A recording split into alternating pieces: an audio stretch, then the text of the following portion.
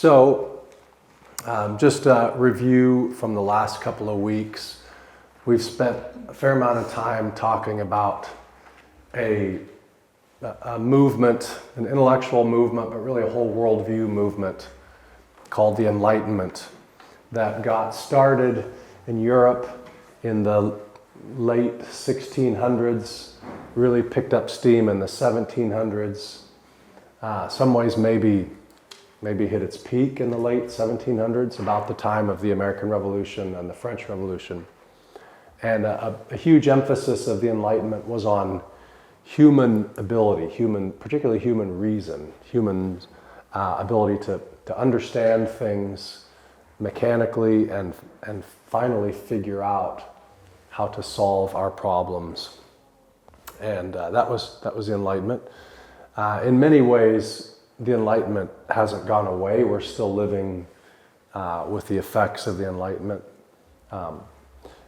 And we live downstream from Christendom, where Christianity was dominant over culture, but is much less so now. But it's still, I wouldn't call us an un-Christian culture. People have called us a post-Christian, but we're post-Christian. Right? We're not post-Buddhist. We're not post-Hindu. But we still have many deep influences of Christianity, even on our heresies are deeply shaped by Christianity. And Enlightenment, because it came out of a Christian culture, in many ways was also shaped by Christianity. We talked about the American colonies were initially founded as, particularly in New England.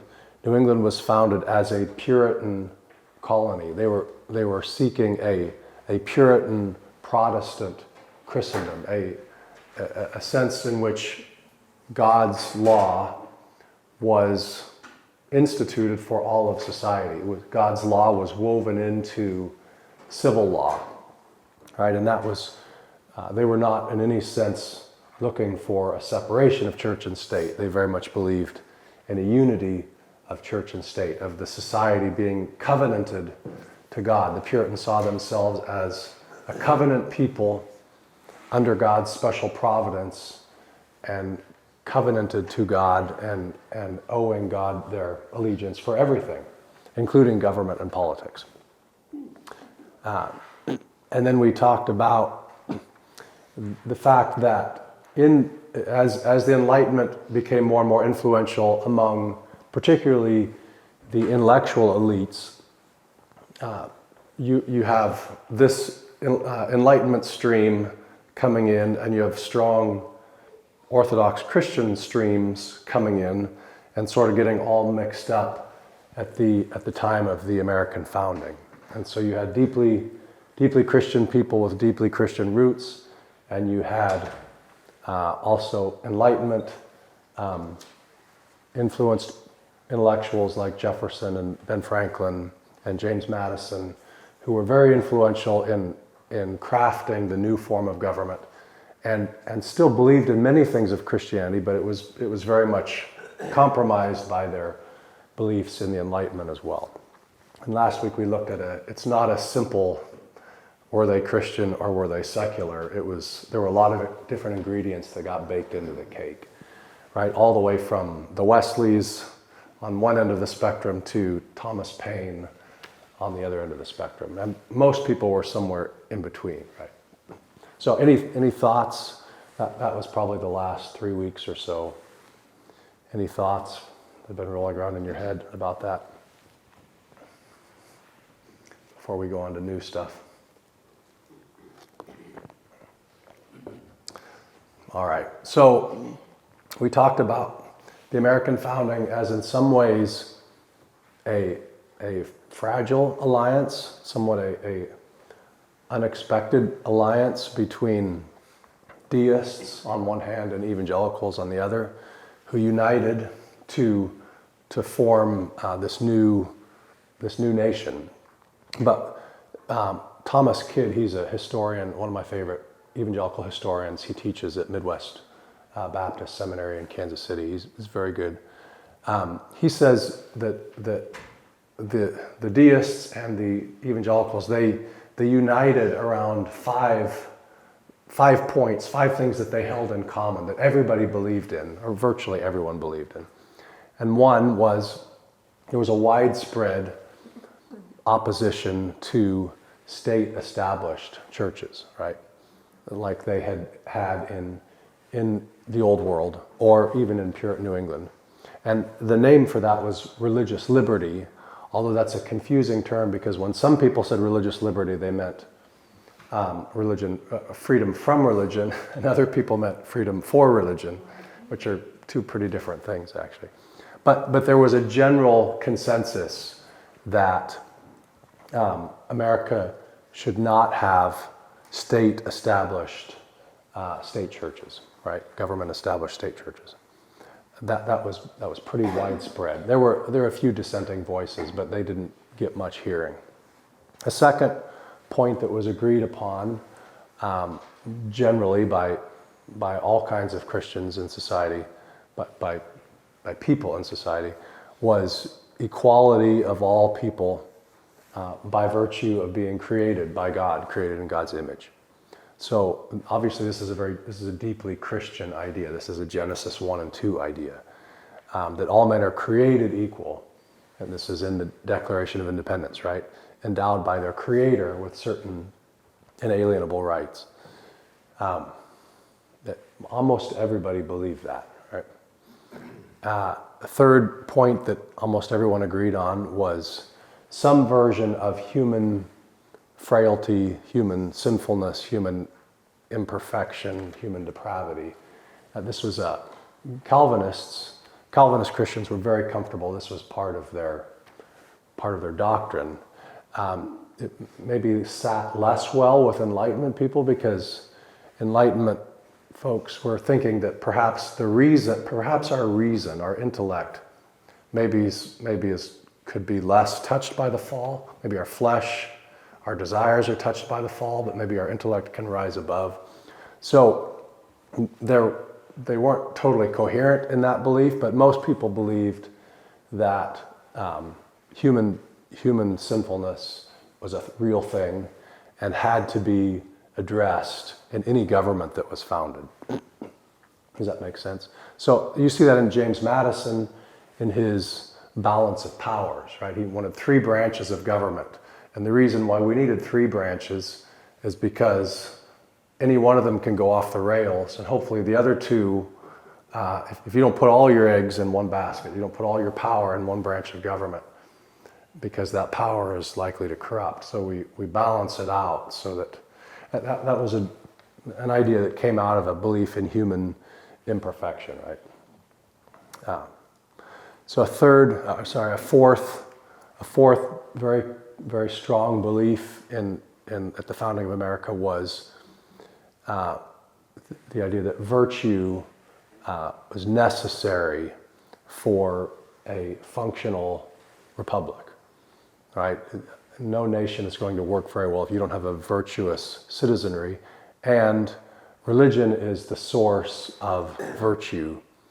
And so in order to have, we may not have a state church, but we still need strong religious commitment at the grassroots level in order for virtuous citizens.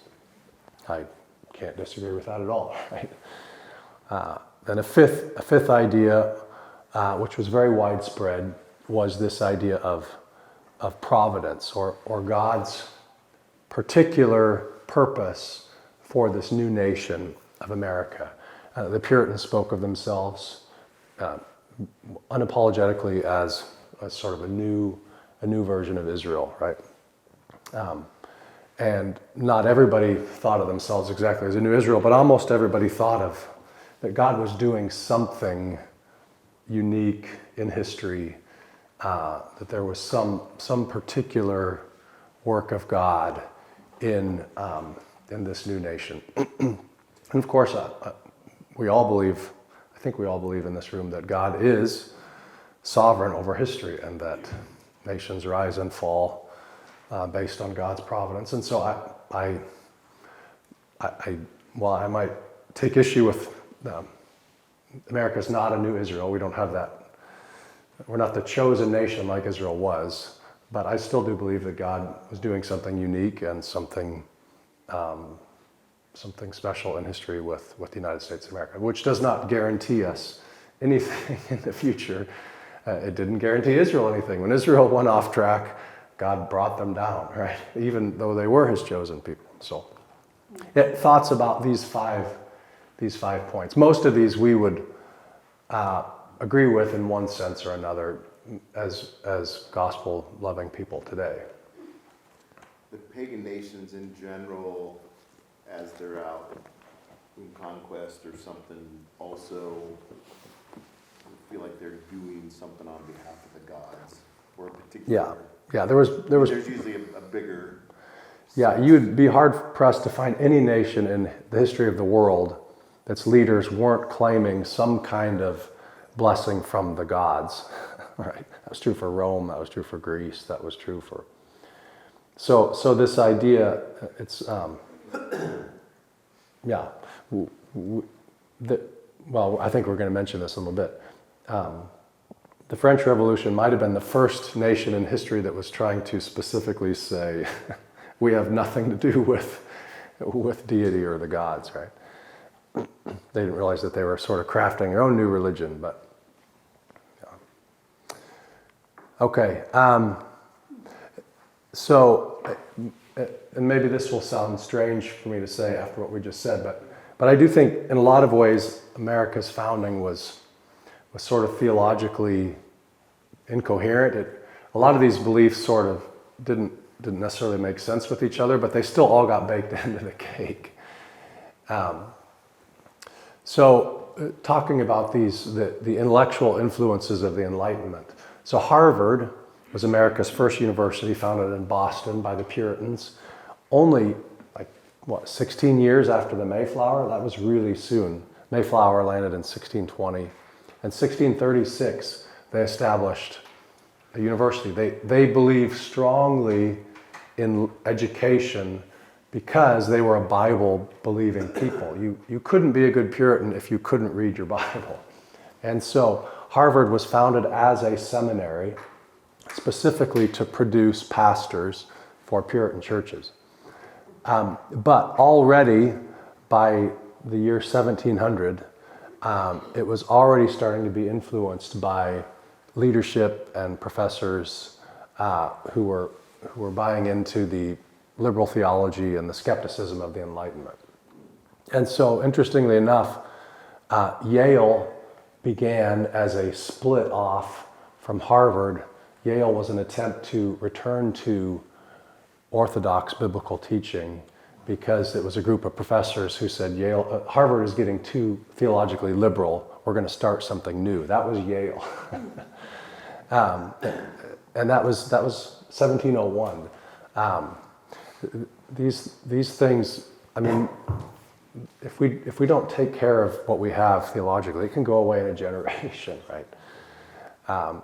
So by 1800, now we're close to the time of the American Revolution. Harvard was fully unapologetically Unitarian, meaning that they denied the Trinity by this point. Their president was a Unitarian, and it was it still is probably the most influential university in America, and it had shaped many of these men who were founders of the revolution. Does this make sense? Okay.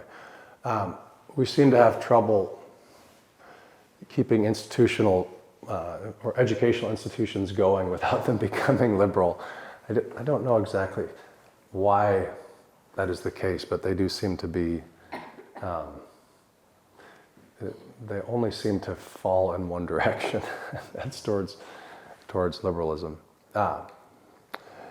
So I think there is an impulse as we find ourselves embroiled in culture wars today. There's an impulse to say that America's founding was purely Orthodox Christian, and that its founders were all born again believers and loved the Bible and loved Jesus. But unfortunately, it's just not true. and one, we should be interested in the truth as Christians. It is true that Christianity was deep and wide and pervasive and thriving in the colonies. It was the most influential belief system at the time of the founding. That is certainly true.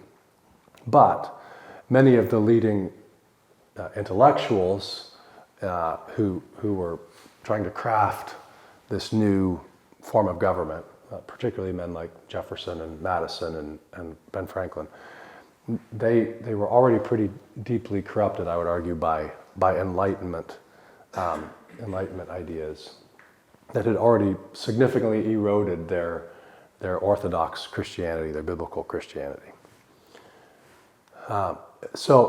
Here's an analogy I thought of.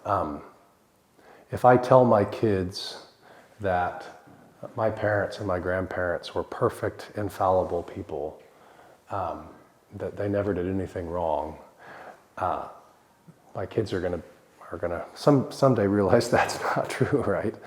I think a better way to approach it is to say, they're not perfect. They weren't perfect people, but we still love them. We're still thankful for them. We're still grateful for the good things we've inherited. I think that's maybe a more truthful way to approach America's founding, is to say, I'm thankful for it. I love it. I'm glad to be an American. I want to continue to work for good in society, but it's probably dishonest to say that there was this perfect ideal from which we have fallen. Does that? You have thoughts about that? Or? That's true, whether you're talking about 1776 or 1950. Right. Seems like the history teachers today flip that, and they, from what I read on the news anyway, it sounds like they're saying that America is flawed so deeply that it just needs to be torn down and destroyed. There's nothing, our founding fathers produced nothing of value. Right. We need to just completely start over again, which is equally misguided, Right. obviously. Or you get this deeply dishonest account that says America was 100% secular in its founding, which is also dishonest, and it's just simply not true, right? Like most things in life, it's kind of a mixed bag, right? Okay, so I want to come back to this this debate over religious establishment, because this debate, I would argue, is still with us. It's still very much a live debate, not in the sense of, are we going to have a state-established church in America? But that ship has sailed, right? But this debate is still very much with us in the sense of, is religion going to have any kind of formal influence over America or not? In other words, are we going to use Christianity as a key thing that goes into legislating, lawmaking, right? Because we now find ourselves in a situation where many people say Christians, religious people, should completely keep their grubby hands off of our policy making, off of our legislative processes, right? And so, in many ways, this is still very much a live issue today. All right, so, but a big debate at the time of the founding was, should we have a state-established church? And I believe at the time of the founding, I think all 13 colonies had a state-established church for their colonies. But they knew they were going to have trouble picking one denomination to be a state-established church over the whole nation. So they sort of abandoned that attempt. But the very first clause of the First Amendment says, this is the very first sentence, right? Congress shall make no law respecting an establishment of religion. That is, Congress is not allowed to make a state-established church. Right? They were pretty pretty united on that.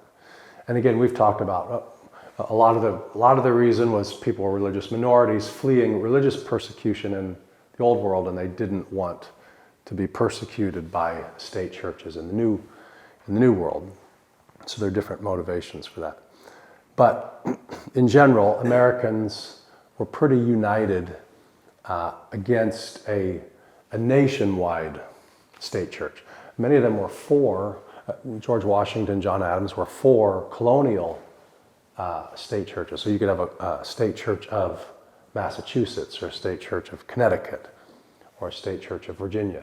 And in fact, Connecticut and Massachusetts did have Puritan state churches until 1830 something.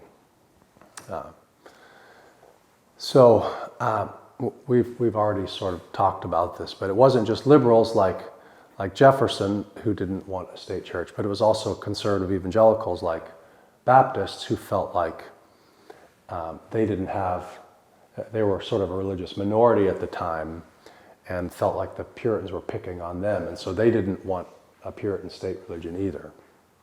Right. So these two groups, the liberal Jefferson and the conservative Baptists, normally would not have seen eye to eye on very many things, but they united around this principle of not having state-established churches, even though there are different motives for that. We looked at Jefferson's letter to the Connecticut Baptists, where it's the only time that phrase is actually used. It's not in the Constitution. Everybody thinks the phrase "a wall of separation between church and state" is in the Constitution. It's not in the Constitution. It's a private letter that Jefferson wrote to the Connecticut Baptists. But what should Christians think of this decision in retrospect? I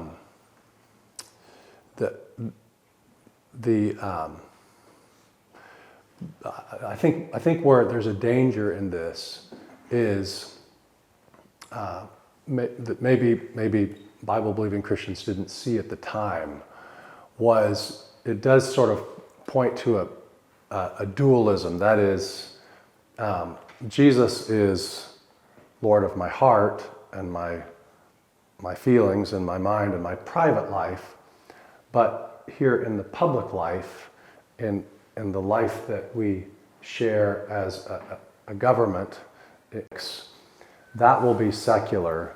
We will keep religion over here in a privatized realm. I don't think anybody would have said, well, that's what we're trying to do, but that is sort of one of the effects of disestablishment, that only individuals are discipled under God's reign and not nations. Nations aren't formally discipled under God's reign.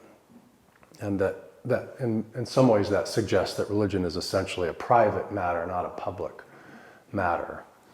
So I was trying to think about ways to do thought experiments about this. Hamlin's, you guys were in Papua New Guinea for 30 years. And we've talked about the fact before that Christianity, when it impacted some of these communities in Papua New Guinea, it dramatically reshaped everything, right? It wasn't just that you were saying, ask Jesus into your heart, and then if you want to keep going to war with a fellow tribe, with a neighboring tribe, go for it, because that's public, and what you do with religion is private. That would be a wrong way to approach discipleship, right? But if someone had asked you to, I didn't ask you this ahead of time, so I'm springing this on you, but if someone had said, hey Newton, if someone in the tribe had said, hey Newton, would you help us? We're under God's reign now. Jesus, the message of the gospel has come to us, and we want to live in the truth of this new reality of Jesus' reign. Would you help us write a new constitution for our tribe that's based on what's real? This new reality. It's not a new reality. It's an eternal reality of God's reign. But we just became aware that we're under God's reign. We want our whole society to reflect that. We want our government, our constitution, our laws, our legal system to reflect this. I think if you got to start over, I would, this is me, so I would want to write a constitution that actually acknowledges the reign of God over all things and the fact that we owe God our obedience, that He is King, and that we want our laws to reflect God's law. We don't want it to be some separate realm where we have our religion on Sundays, but Monday through Friday we have this secular, public, governmental realm that's detached. Does that make sense if we put it in a thought experiment that way? Yeah, Daniel. I know that my perspective is very much saturated with being a proud American.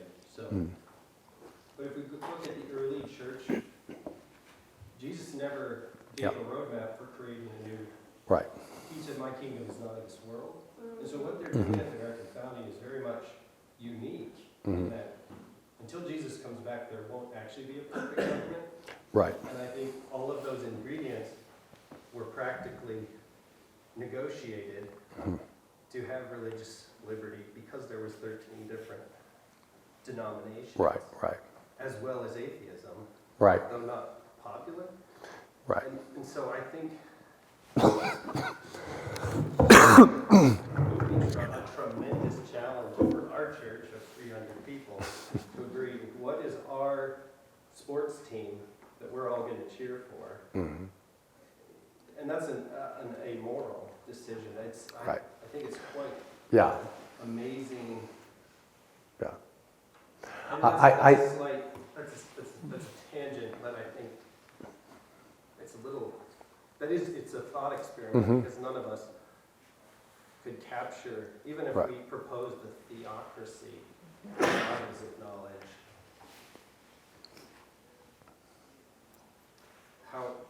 I guess it would be a challenge. Yeah.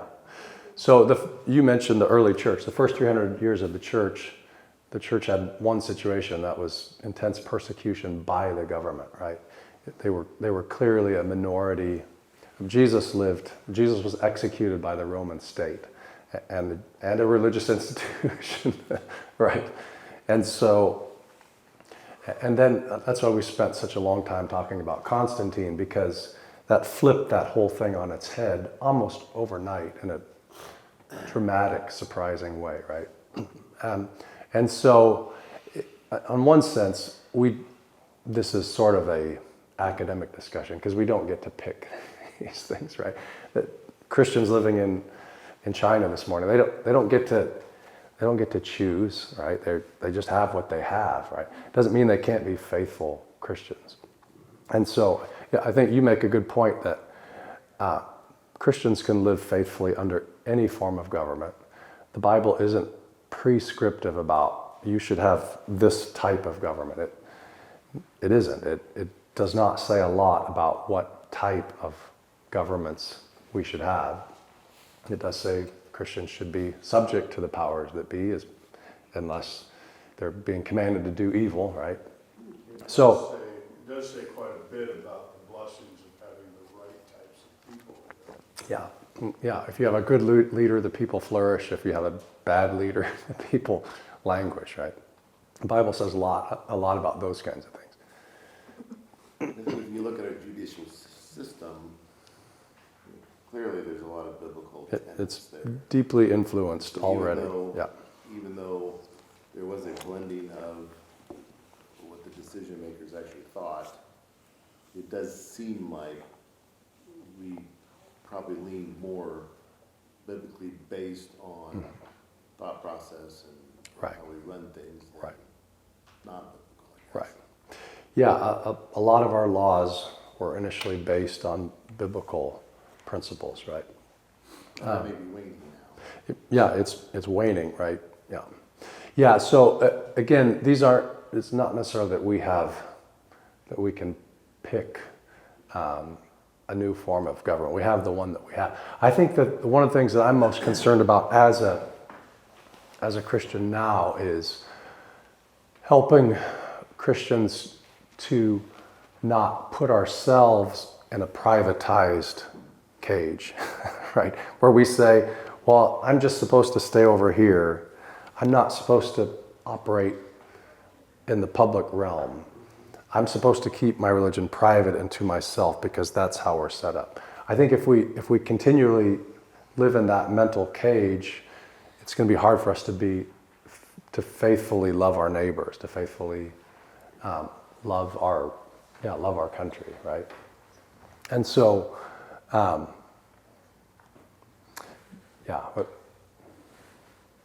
it's not that we actually get to pick a new form of government in that sense. But I think it does help us to think through.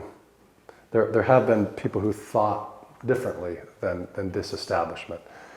So I think it's difficult for modern Americans, even American Christians, to fathom how radical the idea of disestablishment was, of not having a state church.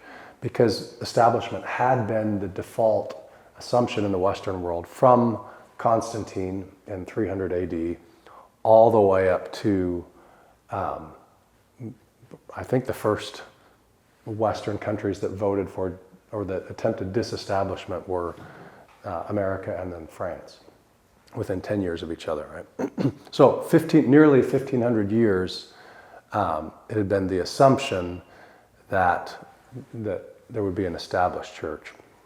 And this establishment had survived the Protestant Reformation, right?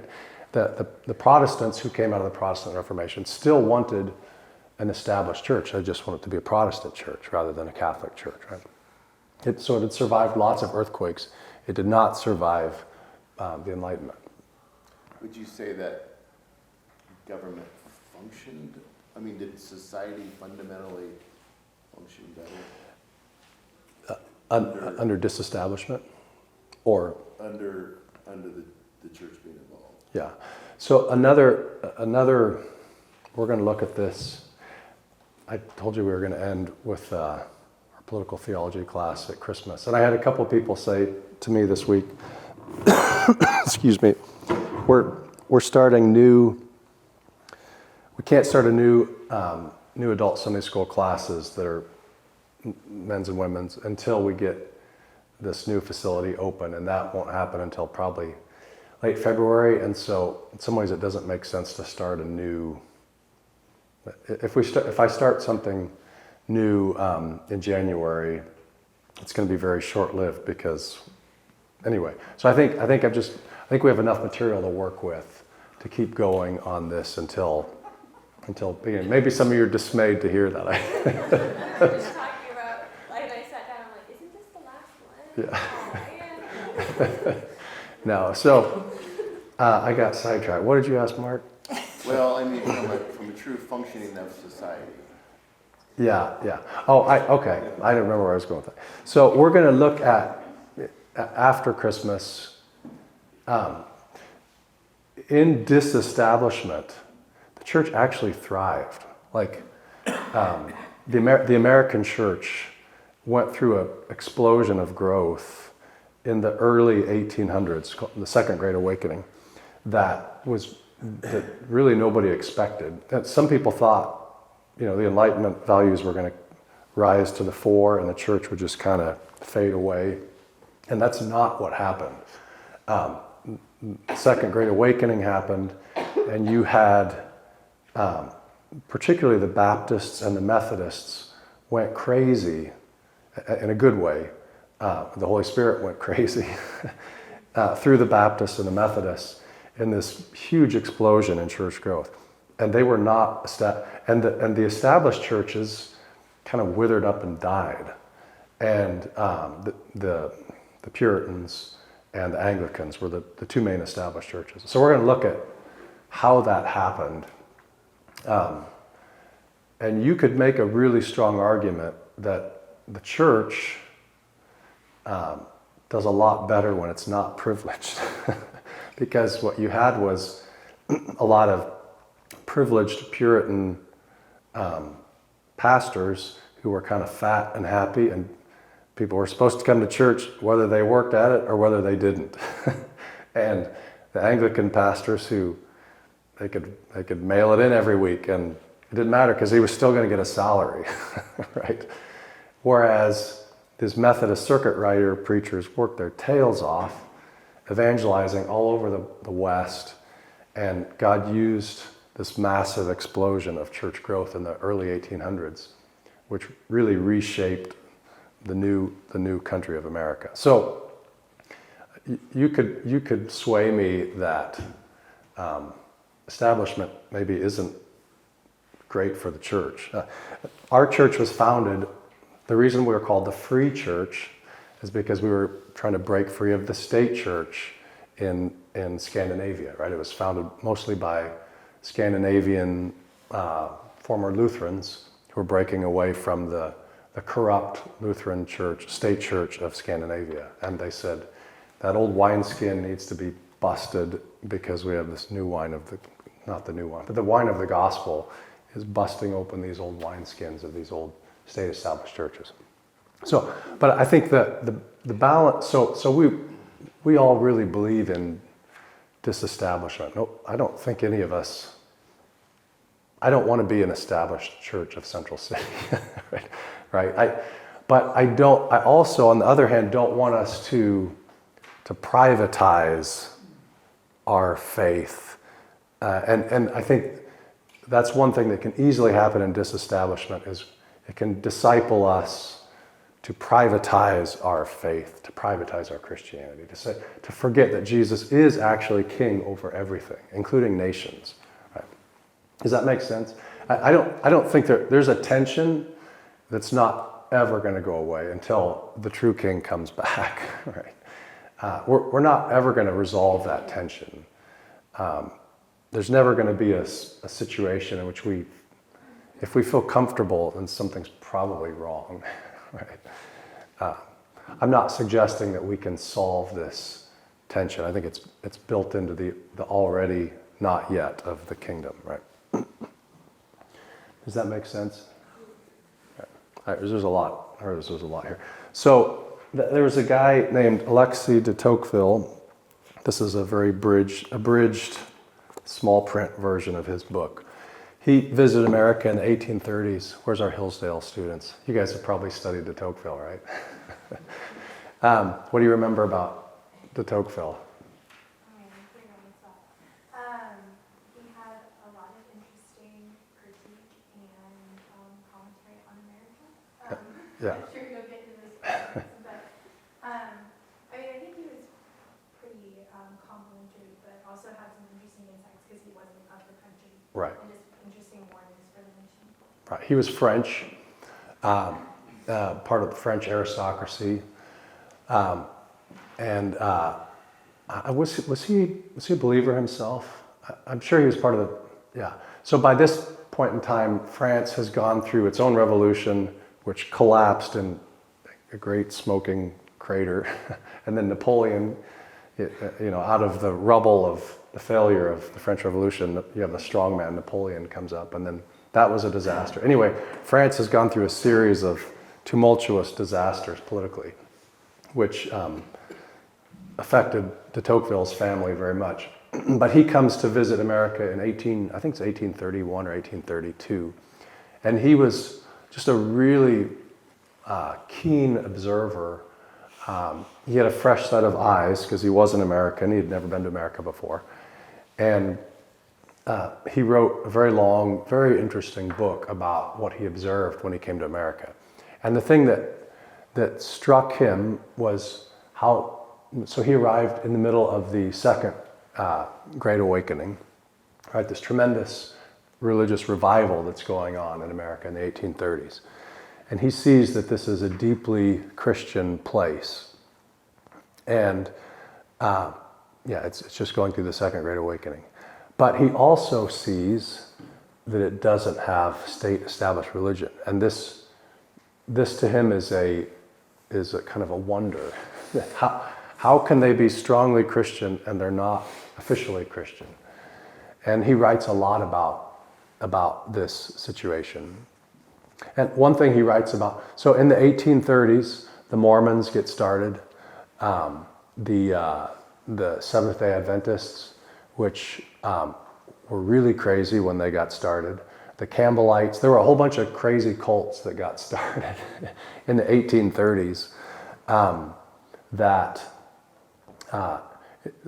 they called New York the burned over district, because these revivals were continuously happening, and some of them very positive repentance, a lot of emotion, a lot of camp meetings, a lot of tears and repentance.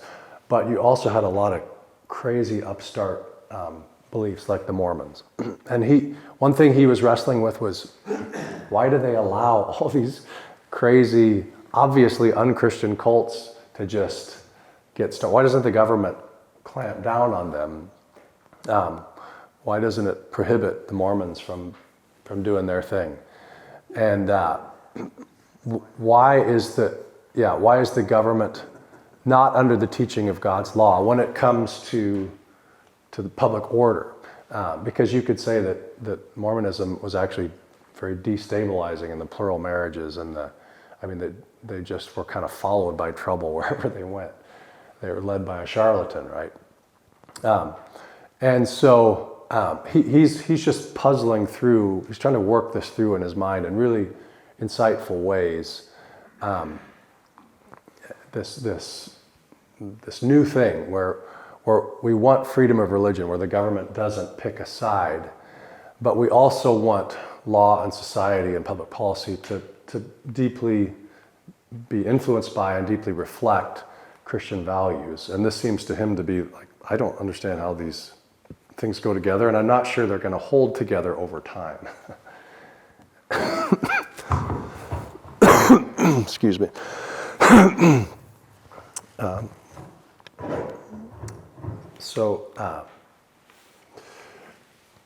He thought these ideas seemed to be fundamentally in tension, which I argue he's not wrong.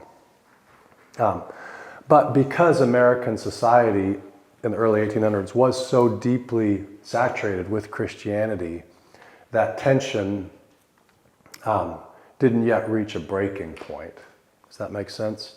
There wasn't, because America was still deeply Christian, it wasn't really pluralistic in the sense that we have atheists leading the society, and it was still pretty homogenized in the sense it was, people were pretty unified around Christianity. And so some of these, the rubber band hadn't yet been stretched so far that it snapped, right? Another thing that struck de Tocqueville as remarkable is that Christianity in America was associated with working class people, lower class, working class people. In Europe, the state church was very much associated with the elites. And so the king and the church were closely tied together. And I think that's still often the case in Europe today, where working class people are the least likely to go to church. The most likely people to go to church in Europe are more upper class people. Where in America, that's sort of flipped on its head, right? And there's some really moving things. I mean, the evangelists of the frontier, the Methodists and the Baptists and the circuit riders, they very much went at ordinary people, right? And so the great revivals that happened were among ordinary farmers and factory workers, and often among the working and working class people. This was this struck de Tocqueville as remarkable. And I'd argue in many ways that's still true today. But the problem with that is, as Christians sort of detached from the institutions, the governing institutions, the educational institutions, the universities, our institutions in America today seem almost entirely taken over by far left-wing liberal people. Part of that is because Christians have sort of abandoned those institutions, right? And so we feel a deep frustration at our elites, I have a very different view of the world than a lot of people in middle America have, right? And I mean, that's the Donald Trump effect in many ways, right? He's sort of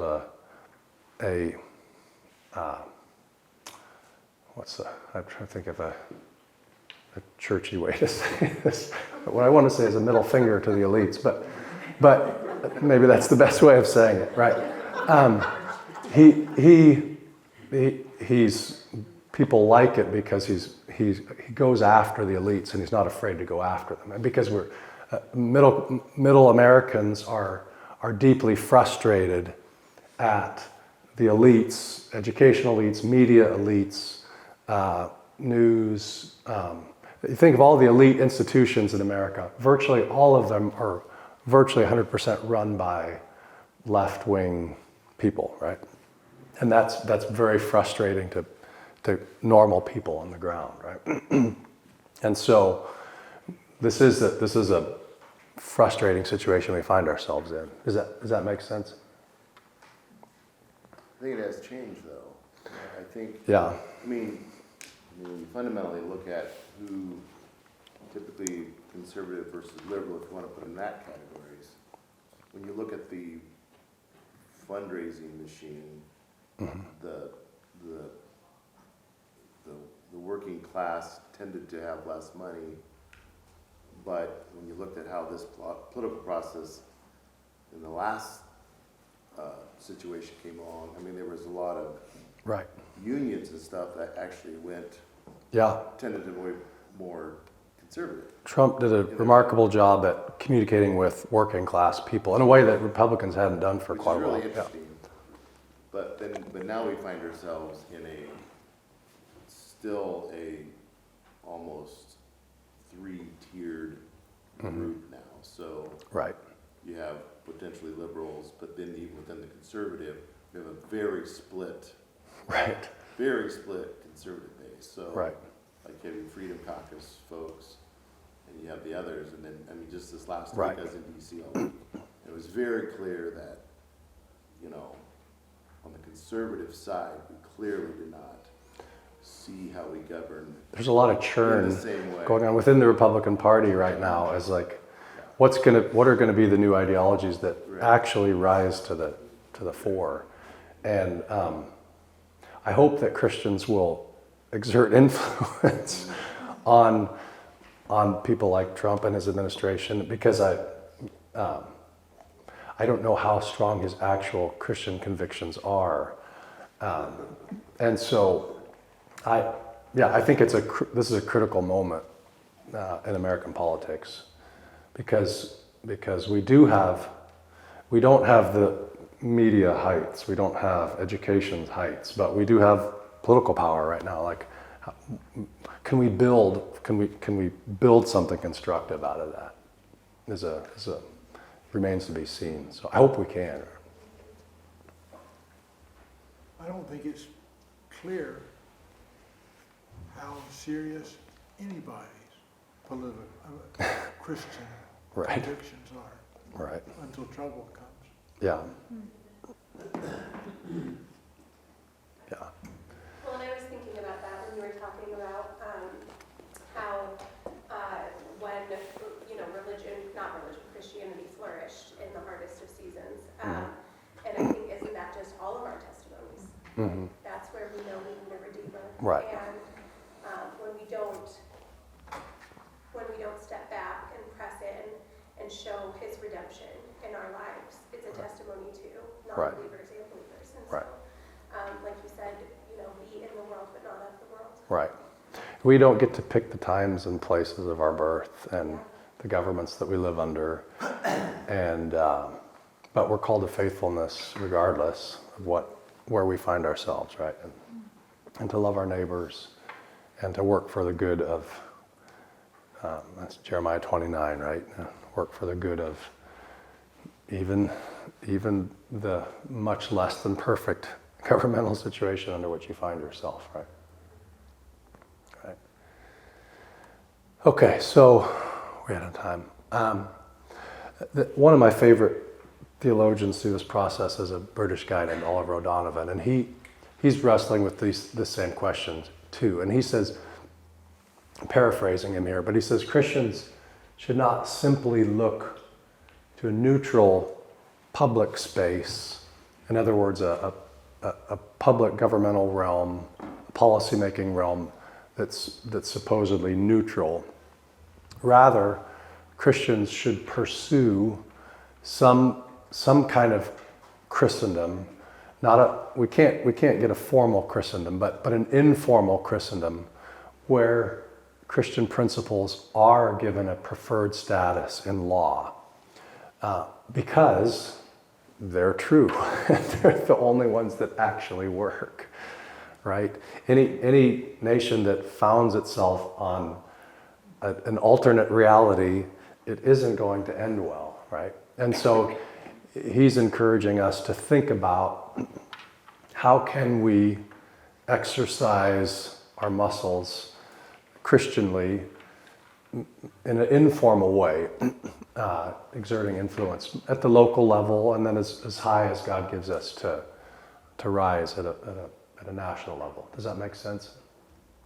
I think this would be a more theologically coherent approach. So I'm going to try to move through this quickly to finish. But the American and French revolutions were maybe the first time in human history that nations formally tried to separate the divine, the gods or God, from political action. And today, that separation is simply assumed in pretty much all Western nations. It's not assumed. Scott Johnson liked to talk about Zambia officially declared themselves a Christian nation. And so they were not on board with the sexual revolution in their nation's laws. I think that's a good thing, right? But in the year 1700, that kind of separation was almost unimaginable to people. Today, we have a hard time imagining anything different. So I think at the time of the American Revolution, some Christians really were concerned about this lack of a formal recognition of the true King, of the Christian God, a lack of recognition of him in the nation's formal documents. There's no reference to God in the U.S. Constitution. To amend the Constitution to put God in, to put God's name in, or to acknowledge our debt to God's law, and to add references to God or God's law, all of those attempts failed on votes. So as pluralism became more and more of a reality, you had Jewish people coming, you had Mormons, Muslims, people who were unapologetically atheists. The principle of neutrality began to look less and less workable. And now we're in a situation where the strains, the tensions are really, we don't have a coherent worldview that's holding together our legislative decision making today. It's just basically we appeal to the science, but the science can't agree on, right? And then science gets taken over by, ideologically, it gets held hostage by this group or that group, right? And it just gets used, weaponized, just like anything else. So, let me give you an example. Say this too. Any effort to formally write Christianity today into the U.S. Constitution, it seems like a chaotic, hopeless task, right? And yet, again, I want to encourage us not to simply just check out and detach and say, well, let the world go. We're just going to go do our thing over here, right? Christians, I think, should not be embarrassed to seek to influence law and policy making that we know in our minds are are coherent with God's law, which is the only reality that is real, right?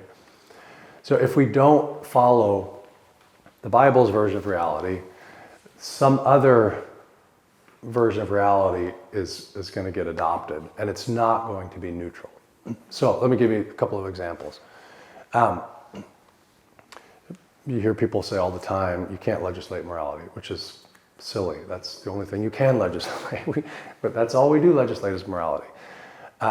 All law is based on some idea of what is good for human beings, on some idea of human flourishing. This is good for people, that's bad for people. That's what we form laws upon. And that requires an understanding of what a human being is. Is there anything unique about a human versus a dog? Should they have the same rights? What is a human being? Do we have a nature? Is there something, is it definable? Can we know what a human nature? What makes human beings flourish? What makes us flounder? And that's what even secular people are basing laws on, what they think is human flourishing. So this is a huge question, is do human beings have a nature? Is human nature fixed, or is it fluid? So is human nature something consistent over time and place, or is it something that's constantly in flux? Anna was her first 2 years of pre-nursing at UNL, and it was a sociology class. It was a big class, but they broke out into sections of 8 or 10 students. And her section leader was a young man who was attempting to transition into being a woman, and asked you guys to write a paper on how is your view of sexuality, how does it differ from your peers? And I think what he wanted, I think what he was fishing for was something transgressive, like my peers are conventional Nebraskans and I'm... So we worked on that paper together, and what you ended up writing was, Anna wrote that she, as opposed to her peers, she believes that human nature is definable and created and fixed. And so, whereas most of her peers believe that human nature is plastic and in flux, neither of those definitions are neutral. If I say something is a solid versus a vapor, neither of those are neutral definitions, right? We believe that human nature is solid. They believe that it is a vapor, that it can be, but neither of those are neutral definitions. And so the trans debate is in front of the Supreme Court last week or 2 weeks ago. I mean, this is a debate over what is human nature. Can I remake it according to my whims, or is it something that's actually grounded in a created reality? And so we wouldn't say that age is fluid. We would say that age is something is real. But Not yet. yeah. Well, really, I mean, it boggles the mind. Every time you think we've reached the horizon of insanity, there's always a new one, right? Again, government and law are based on an understanding of what is a human being and what makes for human flourishing. And so the funny thing, I think one of the examples you used was, if you bring a plant, if I go out and dig up a healthy plant and I just have roots, and I bring it home and I say, I want to put this thing in a pot of sawdust or Jell-O, or name your medium. Well, no, there's only one medium in which that plant will flourish, right? It's nice, black, healthy soil, right? If I put it in Jell-O, it's not going to do very well. The same thing is true for human beings. We have a fixed nature. There's things that are good for us and the things that are not good for us. And we don't get to remake it at our whim. And so, I don't know if this is making sense, but the point is that all law is based on beliefs about what a human being is and what is good for human beings. And there's no neutral. We pretend that we'll be religion free, so it's neutral. There is no neutrality. If you get rid of a Christian view of what a human being is, you're going to bring in some other non-neutral view of what a human being is. And it will look a lot like religion. And you can't have a value-free political realm. Some value will, if you take out Christianity, some other value system will come in and take its place. And so Christians should not abandon that political realm unless we want to live with what we're living with. Does that make sense? Because at the end of the day, all the laws fundamentally are made by people casting a vote. Right. So the fact that we still have a voting process, Yeah. that we actually can vote on people that we feel like Yeah. actually are going to make laws, because making laws doesn't happen in a vacuum. Right. I mean, we will start making laws January 8th in Nebraska. Right. You know, I mean, we were making Right. laws all week last week, you know, back and forth, back and forth, back and forth. And it's people that are actually casting the vote. Right. And if we don't get involved, somebody else will. Right. And it probably won't be good. Yeah. Yeah. That's my point I'm trying to make. We're out of time. Any final thoughts?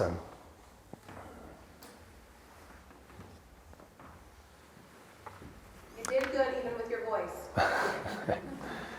All right. I think next week or next time we meet, that we have the next 2 Sundays.